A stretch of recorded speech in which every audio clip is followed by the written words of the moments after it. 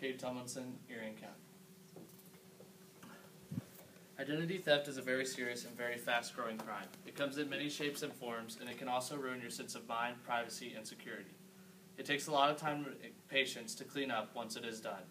Identity theft is a very serious thing, and measures must be taken to stop it. What is identity theft? The FTC, or Federal Trade Commission, defines identity theft as when someone steals your personal information and uses it without your permission. Identity theft comes in many shapes and forms.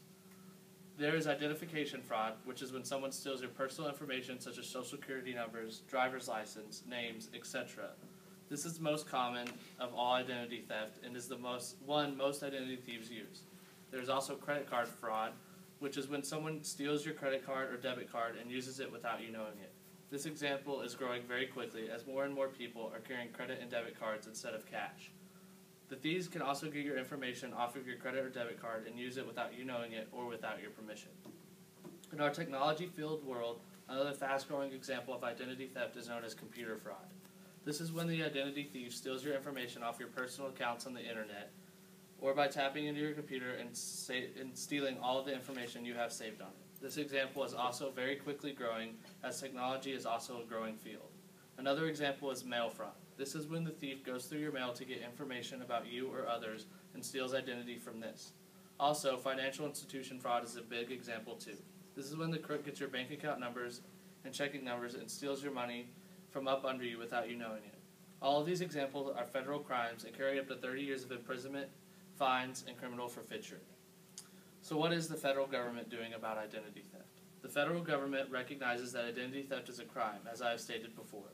They have laws and regulations in place to punish all identity thieves and anyone who attempts to try to steal someone's identity.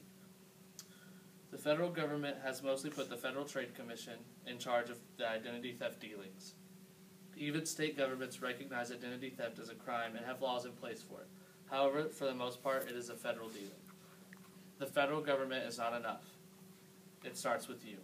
Othello Shakespeare said, "But he that filches me from my good name robs me of that which not enriches me and makes me poor indeed." This quote is very true and relates to very much with identity theft. There is only one person that can stop identity theft, and that person is you. It may seem scary, but it is the cold, hard truth. There are ways to prevent identity theft, and everyone should use them.